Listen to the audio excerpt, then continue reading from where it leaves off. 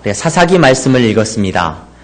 사사기의 말씀을 제가 읽고 묵상하고 설교를 해야 되겠다, 말씀을 나누어야 되겠다 이렇게 생각을 했는데, 사사기 말씀은 우리가 잘 알고 있는 대로 그렇게 우리를 기쁘게 하고 즐겁게 하는 말씀은 아닌 것 같습니다. 사사기에는 심판이 나오고 하나님의 재앙이 있고 어려움이 있고 눈물이 있고 굉장히 아픔이 많은 성경 본문이 사사기 본문입니다. 오늘 사사기 본문을 저와 여러분들이 틈나는 대로 잠시 살펴보고자 하는데, 이 사사기를 통하여서 여러분들에게 마지막 때를 살아가는 큰 놀라운 하나님의 은혜가 있기를 간절히 소망합니다. 애굽 땅에서 노예 생활을 하던 이스라엘 백성들을 하나님께서 이제 모세를 통하여서 인도하여 내셨습니다. 그리고 시내산에서 하나님하고 그 백성들이 마주하고 이제 어떤 일이 일어납니까? 그 백성들에게 하나님의 율법을 주셨어요. 법을 주셨어요. 하나님 나라 백성, 하나님 나라를 살아가는 백성들이 지켜야 하는 법을 그들에게 주십니다. 그리고 그 법을 놓고 하나님과 이 이스라엘 백성이 계약을 맺습니다. 언약을 맺습니다. 어떤 언약을 맺습니까? 이스라엘 백성들이 하나님께서 주신 이 법을 잘 지키면 하나님께서 그들을 지키고 보호하실 것이라는 약속을 해주셨고, 만약에 이스라엘 백성들이 하나님이 주신 이 법을 지키지 못하면 그들은 하나님 앞에서 심판의 도구로 하나님께서 정말로 나무라시고 채찍질하시는 그런 결과를 얻게 될 것이라는 것을 그들이 들었고, 그러한 계약 관계가 시내산에서 맺어지게 됩니다. 그리고 오랜 시간이 지났습니다. 오랜 시간이 지나고 모세와 함께했던 그 세대는 다 떠나가고, 광야에서 떠나가고, 여호수아와 그 다음 세대가 가나안 땅으로 들어가게 됩니다. 하나님 나라의 땅으로 그들이 들어가게 되었습니다. 여호수아는 자기와 함께했던 그 12지파의 이스라엘 백성들과 함께 가나안 땅을 정복해 나갑니다. 그 땅을 정복하고 이제 그 땅을 12지파와 함께 고루 나누고 그 땅에 정착하여서 하나님 나라의 백성으로 살아가기 시작합니다.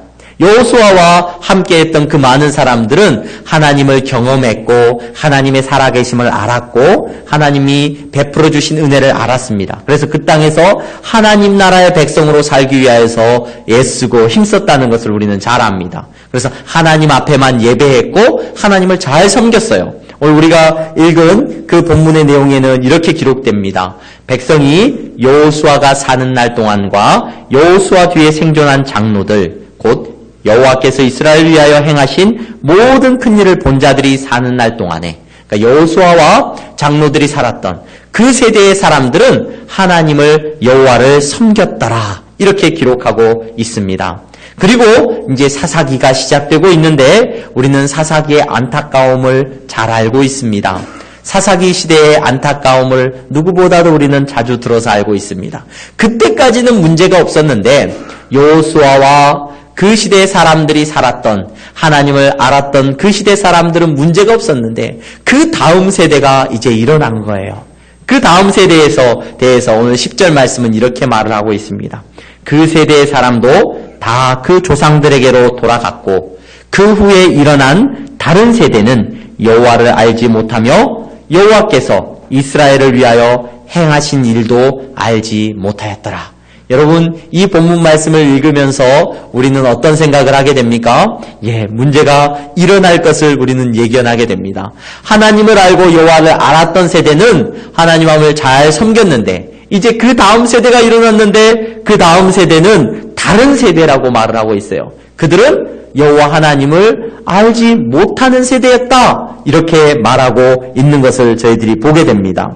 여러분, 이 본문을 읽을 때 우리는 어떤 생각을 하게 됩니까?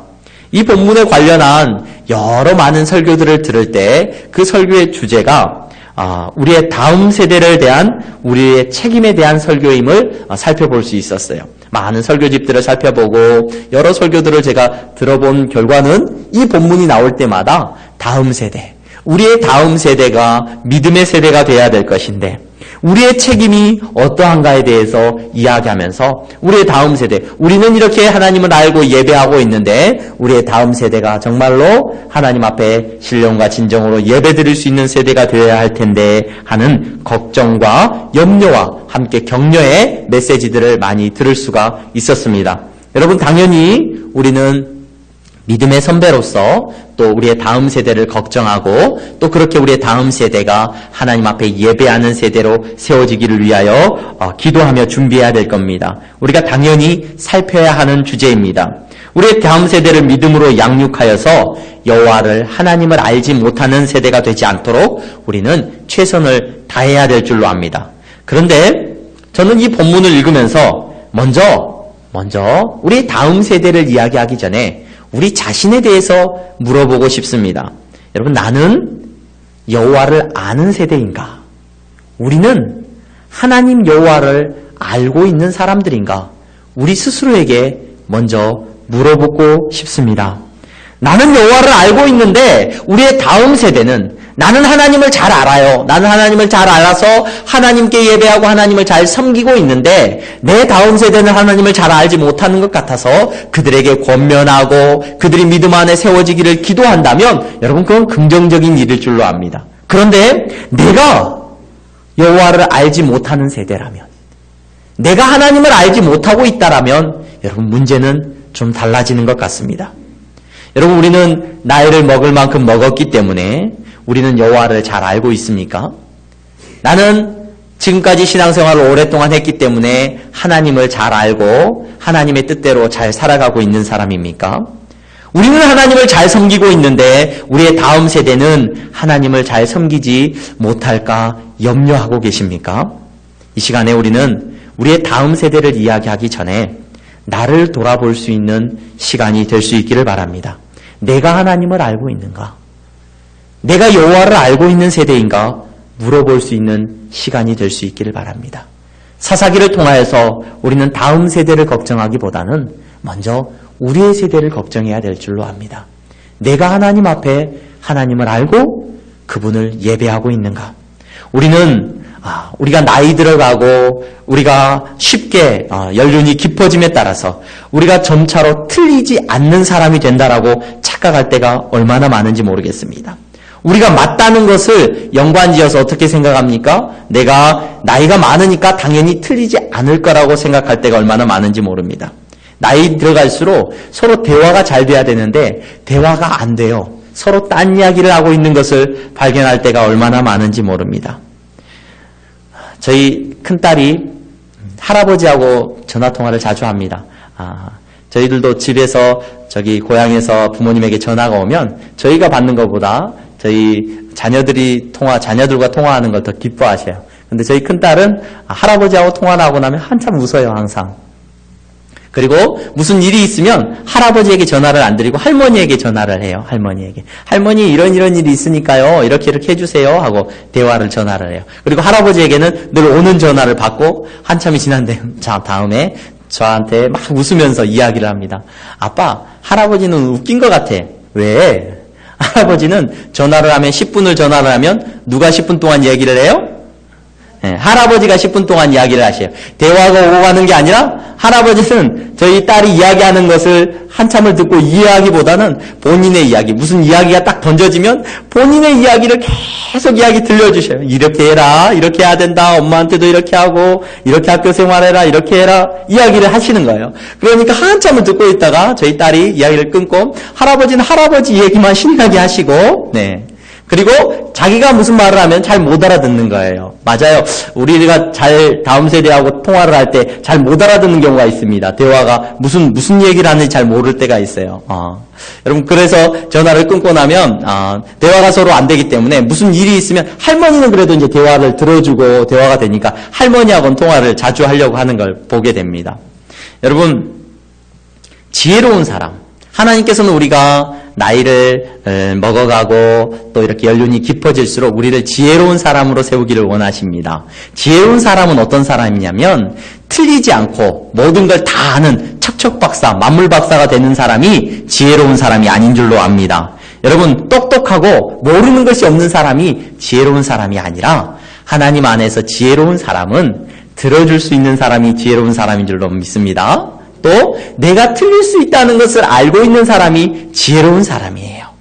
여러분, 우리가 나이 들어가면 틀리지 않고 나는 맞고 나이 어린 사람은 틀리는 것이 아니라 우리는 하나님께서 주신 지혜 안에서 여러분, 내가 어떤 사람인지를 정확하게 깨달아 아는 것이 지혜로운 사람인 줄로 믿습니다. 오늘 사사기 말씀을 통하여서 저는 우리의 다음 세대를 이야기하기 전에 우리가 하나님 앞에서 어떤 세대인지를 먼저 살펴볼 수 있기를 바랍니다.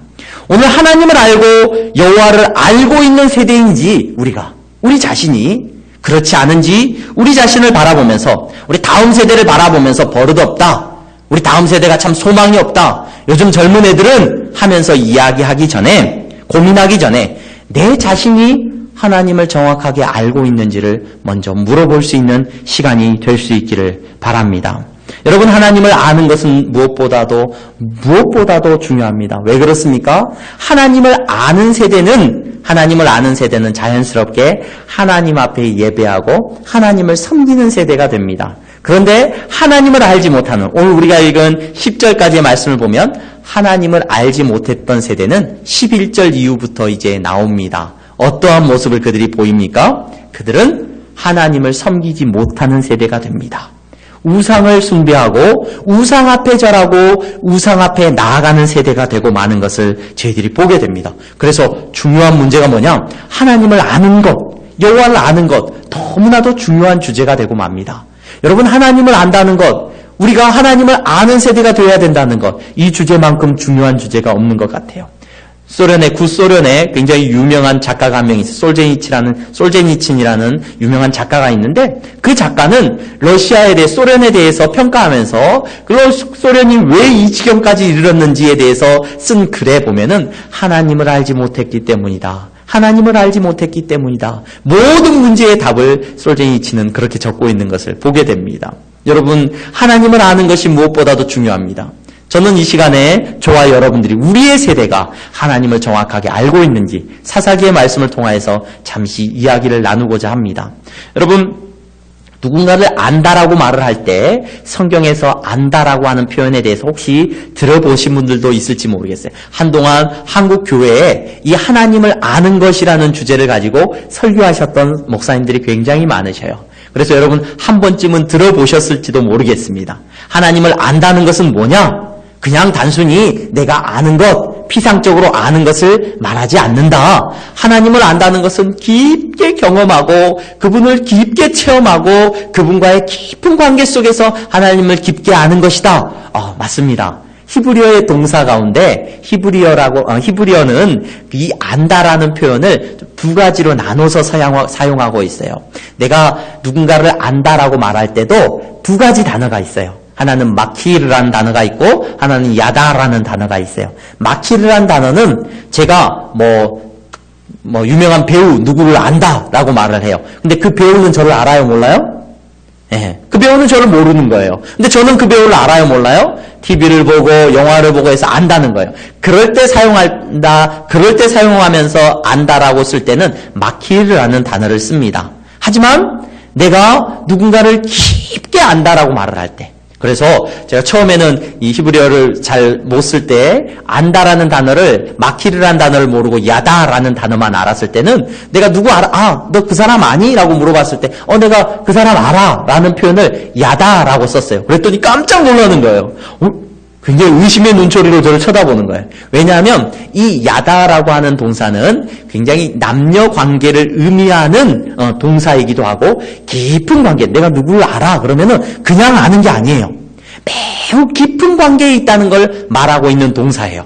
그래서 사람끼리는 이 야다라는 단어를 함부로 쓰지 않는다고 나중에 가서 배웠어요. 여러분, 오늘 히브리어에서 오늘 여호와를 알지 못하다라고 하는 표현도 우리가 표현하는 그냥 단순히 마키르라는 단어를 쓰지 않고 그냥 단순히 피상적으로 몰랐다는 걸 의미하지 않고 깊이 몰랐다는 걸 의미한다라고 많은 설교가들이 설교를 했습니다. 그리고 실제로 그러합니다. 그래서 하나님을 알지 못하는 세대다라고 할 때는 하나님을 깊이 경험하지 못하고 하나님과의 깊은 관계를 누리지 못하는 세대, 그래서 하나님에 대해서 정확하게 알지 못하는 그 그러한 세대를 말하는 것이다. 그래서 하나님을 깊이 알아야 된다. 하나님을 깊이 알기 위해서는 그들은 하나님의 일하심과 하나님의 능력을 경험해야 된다. 이런 주제로 우리가 깊이 묵상을 하게 됩니다. 그러면 여러분, 여호수아와 그 이전 세대는 하나님을 어떻게 알았을까요? 하나님을 어떻게 그들은 체험하고 경험했을까요? 그들은 전쟁을 경험한 세대예요. 그렇죠? 맞습니다. 그들은 가나안 땅을 정복해 가면서 요단강이 자기들의 눈앞에서 마르는 것을 봤어요. 요단강을 건너야 하는데 요단강이 차고 넘치는 가운데 요단강이 법궤가 들어갈 때 그 땅이 마르는 걸 봤단 말이에요. 그 땅을 건너고 나서 여리고성을 무너뜨렸어요. 어떻게 여리고성을 무너뜨렸습니까? 폭파시켜서요? 아니요. 하나님의 말씀대로 순종할 때 여리고성이 무너지는 것을 경험하게 됩니다. 아이성 앞에서 그들이 패배하는 것을 경험했습니다. 정말로 단칼에 무너질 줄 알았던 그 성 앞에서 그들이 패배했다는 것을 경험했어요. 하나님 말씀 앞에 순종하지 않았을 때, 그들이 하나님 뜻대로 하지 않았을 때 어떤 일이 일어나는 것을 경험했어요. 전쟁을 실제로 경험한 세대였던 거죠. 그래서 하나님을 깊이 알았을 것이다. 많은 사람들이 이야기합니다. 맞습니다. 하나님께서 그들의 삶 가운데서 일하심을 실제로 그들은 경험했고 체험했어요. 그래서 그들은 하나님에 대해서 깊이 알았을 것입니다. 그런데 그 다음 세대는요, 이미 가나안 땅에 정착하여 전쟁이 있어요, 없어요? 더 이상 전쟁이 없어요. 평안하단 말이에요. 아, 이게 문제다, 이게 문제야. 고난이 없으니까, 평안함이 있으니까 자꾸 엉뚱한 짓을 하는구나. 전에 제가 부교육자로 있을 때 정필도 목사님, 수영로교회 정필도 목사님께서 부교육자들이나 성도들에게 여유가 있으면 안 돼! 늘 그런 말씀을. 그래서 부교육자로 있으면서 정말 바쁘게 사역을 했습니다. 정말 새벽에 이제 새벽기도 가면은 그때부터 사역이 시작돼가지고 밤늦게까지 사역을 하는데 숨 쉴 틈도 없을 만큼 바빴던 것 같아요. 봄에도 바쁘고 가을에도 바쁘고 바빴는데, 왜냐하면 여유 있으면 딴 생각한다는 거예요. 고난이 없으면 딴 생각하고 죄 짓는 자리로 간다는 거예요. 그러니까 바쁘게 사역을 했던 기억이 납니다. 여러분, 그것처럼 오늘 이스라엘 백성들 다음 세대는 고난을 몰랐고 전쟁을 몰랐으니까 하나님을 깊이 경험하지 못했다. 하나님을 알지 못했다. 마치 우리 어르신들이 전쟁을 경험한 세대가 경험하지 못한 세대에게 너네들이 6.25를 안 겪어봐서 그래 이렇게 말씀하시는 것처럼 마치 그런 느낌으로 우리는 하나님을 안다는 것에 대해서 그렇게 얘기할 수도 있습니다. 맞습니다. 그럴지 모르겠습니다. 그렇다면 여러분, 일부러 고난을 겪어야 되나요? 일부러 전쟁을 해야 되나요? 여호와를 알지 못하는 것은 누구 책임이 돼버려요, 그러면? 우리에게 그렇게 고생하셔서 우리에게 이렇게 평안함을 준 것, 이것이 우리에게 문제가 되고 우리에게 어려움이 돼서 우리가 이제 평안하기 때문에 하나님 앞에 예배하지도 않고 기도하지도 않고 하나님을 알지 못한다. 이렇게 말하면 뭐가 문제인 거예요? 우리에게 평안함을 주고 우리를 염려 없이 살게 한 하나님이 문제인가? 하나님이 문제가 되는 건가요? 아니면 우리에게 이런 평안함을 준 부모님들 탓인가요? 여러분, 하나님을 안다는 건 뭘까요? 하나님을 깊게 경험한다는 것은 무엇을 의미할까요? 신앙생활을 하다 보면 새벽 기도를 안 나오시던 분이 새벽 기도를 나오는 경우가 종종 있습니다. 그러면 목사님들이 긴장을 한다고 하죠? 예, 긴장을 합니다. 왜 긴장을 하실까요? 무슨 일이 생긴 줄 알고 긴장을 하게 되는 거예요. 저분 뭔가 기도해야 되는 어려움이 있는가 보다, 무슨 일이 생겼나 보다 걱정하고 염려해요. 여러분, 그렇게 고난이 와가지고 내가 하나님 앞에 새벽 기도도 하고 하나님과의 관계가 형성되고 하나님이 나를 이 고난 가운데서 회복시켜 주셔서 이제 하나님과의 깊은 관계가 형성돼서 그때 하나님을 우리가 안다라고 말할 수 있는 건가요? 그렇게 아는 건가요? 제가 경험한 바에 의하면 그렇게 하나님을 아는 경험은 조금 지나면 그 문제가 해결되면 언제 그랬냐는 듯이 새벽 기도 안 나오시고 하나님과의 관계 속에서 과거의 모습으로 여전히 돌아가는 것을 자주 보게 됩니다. 그래서 신앙의 연륜이 깊어지면 누군가 새벽 기도 열심히 하는 모습을 보고 이제 교회 안에서 이렇게 말하는 거죠. 나도 한때는 그랬는데, 한때는. 여러분, 한때 알았던 신앙, 그때는 내가 예수님을 알았는데 이제는 하나님을 알았는데 이제는 몰라. 이제는 그냥 그러네, 좀 열심히 좀 없네. 이렇게 말할 수 있는 건가요? 그렇게 하나님을 아는 것을 오늘 사사기에서 하나님을 알지 못하는 세대라고 말하고 있는 것입니까? 저는 하나님을 안다는 것, 여호와를 안다는 것이 무엇인지 고민이 참 많이 되었습니다.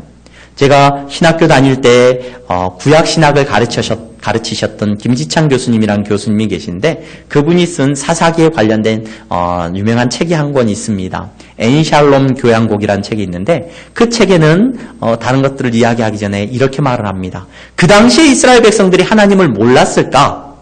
하나님을 알았다는 거예요. 어떤 의미에서 알았냐면은 하나님에 대해서 들었다는 거예요. 아무리 부모님들이 관심이 없다고 해도 그 부모님 세대에서 자녀들에게 가르치지 않았겠는가? 가르쳤다는 거예요. 그리고 하나님 앞에 그들이 제사 지내지 않았겠는가? 하나님 앞에 제사 지냈다는 거예요. 유월절 예식도 지켰다는 거예요. 안식일도 틈나는 대로 지켰다는 거예요. 그들은 절기도 지켰고 하나님 앞에 제사도 드렸다는 거예요. 근데 뭐가 문제였느냐? 그들은 하나님 앞에 제사도 지내고 누구에게 또 제사도 지내요? 바알 신에게도 제사 드렸다는 거예요. 왜요? 왜?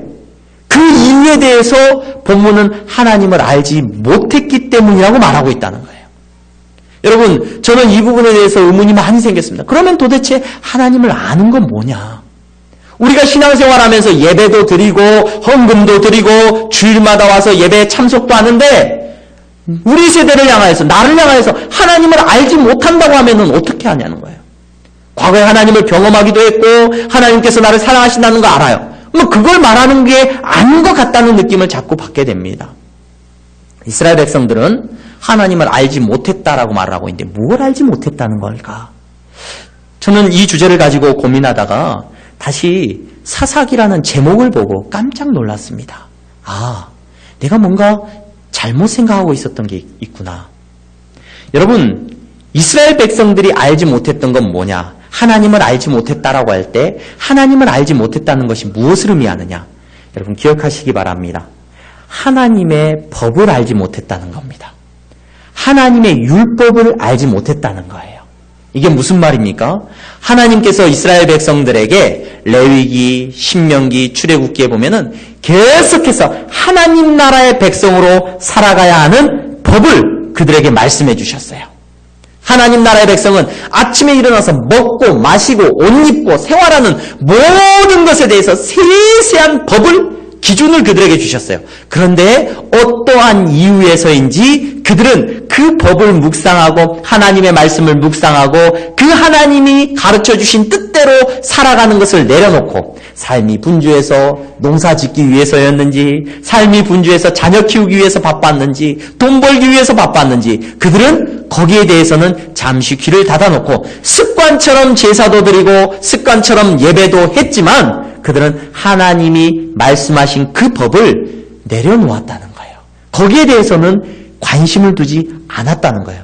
아니 목사님, 그건 목사님이 해석하는 해석 아닙니까? 그럴 수 있습니다. 하지만 저는 사사기라는 제목을 여러분들이 눈여겨보시기 바랍니다. 여러분 사사라는 말이 무슨 말인 줄 아십니까? 오늘 우리가 읽은 사사기 2장 16절 말씀에 사사들이 처음 등장을 해요. 하나님이 사사를 세우셨다라고 말을 해요. 이 사사가 뭐 하는 사람이에요, 여러분? 사사.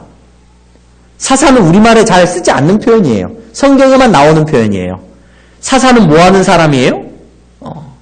뭐 하는 사람일까? 사사는 삼손도 사사였고 여러분 사사들을 기억하실 거예요. 사사들은 주로 싸움을 잘했던 사람들 같아요. 그렇죠? 그래서 나가서 전쟁에 승리하고 말이죠. 백성들을 구하고 야 그렇게 멋지게 싸움하는 사람들이구나. 그러면 영웅이라고 부르든지 뭐 전사라고 부르든지 불러야 되는데 사사라고 불러요. 이 사사라는 말은 히브리어 단어로 셔페트라는 단어, 샤파트라는 단어에서 왔는데 샤파트라는 말은 재판하다라는 말에서 왔습니다. 그래서 여러분들이 천주교 성경이나 공동번역 성경이나 또는 뭐 킹제임스 번역, 뭐 성경, 다른 성경들을 살펴보면 이 사사기의 제목을 뭐라고 되어 있냐면 판관기 또는 재판관기 이렇게 기록되어 있는 것을 여러분들이 볼 수 있어요. 영어 성경을 보면 뭐라고 되어 있을까요? 사사기가 제목이 judges 이렇게 되어 있어요. judge란 말은 판단하다란 말이에요. 재판하다란 말이에요. 여러분 사사는 어떤 사람이냐면 재판하고 판단하는 사람이에요. 판결을 내리는 사람이었어요. 이게 사사들의 1차적인 직무예요. 그 이후에 나와서 싸우고 백성들을 지도하는 건 두 번째 문제예요. 여러분 판사들이 가장 가까이 해야 되는 게 뭐예요? 판사들이 늘 묵상하고 염두에 둬야 되는 게 뭐예요? 여러분, 판사들이 뭘 가지고 판단을 내립니까? 판결을 내립니까? 바로 법을 가지고 판결을 내려요. 제가 교회 명의 변경 때문에 등기사무소에 갔는데, 등기사무소에 갔더니 그 등기사무소에 사무를 처리하는 그분들이 뭘 가지고 자꾸 퇴짜를 놓냐면 법에 그렇게 안 돼 있다는 거예요. 내가 법을 공부하고 교회 명의의 법은, 교회 명의의 명의 변경은 이렇게 해야 된다는 거. 법대로 판결하는, 법대로. 법을 가지고 이야기를 하는 거예요. 여러분, 사사들이 이후에 백성들을 인도해 나갈 때는 무엇을 가지고 판결을 내려요? 법을 가지고 판결을 내리는 거예요. 어떤 법을 가지고요? 하나님의 법을 가지고 그들을 판결하고 다스린다는 거예요. 여러분, 판사가 되려면 법전을 잘 알아야죠. 기준을 잘 알아야 돼요. 어떻게 적용해야 할지 아주 깊게 알아야 됩니다. 그래서 그 법을 통해서 판결을 내릴 수 있는 거예요. 사사들은 백성들을 인도해야 됩니다. 무엇으로 인도합니까? 하나님의 말씀과 하나님의 율법으로 그들을 인도해내는 일을 사사들이 해야 된다는 거예요. 여러분, 이제 다시 말씀드리겠습니다. 여호와를 깊게 안다는 것, 단순히 하나님을 경험하고, 야, 하나님이 나 이럴 때 나 도와주셨어. 하나님이 나 고난 중에 나에게 그때 꿈에 환상 속에 계시를 들려주셨어. 그 사람이 하나님을 아는 사람이냐? 하나님을 경험한, 전쟁을 경험하면서 나는 하나님을 알았어. 여러분, 그 사람이 하나님을 아는 사람이냐? 여러분, 하나님을 안다는 것은 하나님의 법을, 하나님께서 그들에게 주신 율법을 정확하고 깊게 안다는 것을 의미한다는 것을 여러분들이 기억하시기 바랍니다. 여호와의 법을 모르기에 그들은 하나님의 뜻대로 살 수가 없었어요. 하나님께서 무엇을 원하시는지 분별할 수가 없어요. 어떻게 살아야 되는지 하나님이 말씀해 주신 법을 던져버리고 살았기 때문에 그들은 하나님을 모르는 세대가 된 겁니다. 출애굽기에서 레위기 신명기에 계속해서 말씀하시는 하나님의 법을 모르는 결과가 그들에게 어떻게 주어집니까? 15절 말씀에 우리가 읽지는 않았습니다마는 사사기 2장 15절 말씀에 이렇게 기록합니다. 그들이 어디로 가든지 여호와의 손이 그들에게 재앙을 내리죠. 하나님이 쫓아다니시면서 그들을 뭐 하신다고요? 재앙을 내리신대요. 곧 여호와께서 말씀하신 것과 같고 여호와께서 그들에게 맹세하신 것과 같아서 그들의 괴로움이 심하였더라. 하나님이 그냥 갑자기 기분 나빠서 이스라엘 백성들을 쫓아다니면서 이렇게 막 재앙을 내리시는 거예요? 아니에요. 하나님은 지금 법대로 하시는 거예요. 하나님이 기분 나빠서 그들에게 심판하시는 게 아니에요. 여러분, 레위기 26장 3절에서 13절 말씀에는 이렇게 기록됩니다. 너희가 내 규례와 계명을 지키면 어떤 일이 일어나요? 내가 비를 주고 열매를 맺게 하고 배불리 먹게 하고 안전하게 거주하게 하고 평화를 주고 원수를 너희가 쫓아낼 것이고 너희 5명이서 100명을 쫓아내고 너희 100명이서 10,000명을 쫓아낼 것이다.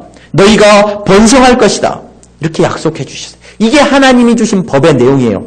여러분 14절에서 15절 말씀 보니까 레위기 26장 14절 15절 만약 그런데 법을 안 지키면 재앙이 임할 거고 폐병이 오고 열병이 오고 생명이 쇠약해지고 파종한 것이 헛되고 대적들에게 패할 것이고 너희가 미워하는 자가 너희를 다스릴 것이고 너희 수고가 헛되고 산물을 내지 않을 것이고 열매 맺지 않을 것이고 가축들을 잃어버리게 될 것이다.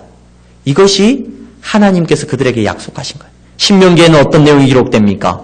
모세가 그리심산과 에발산의 이스라엘 백성들을 놓고 축복의 말씀과 저주의 말씀을 줍니다. 너희들이 하나님의 법을 지키면 복 받고 지키지 않으면 저주받을 것이다.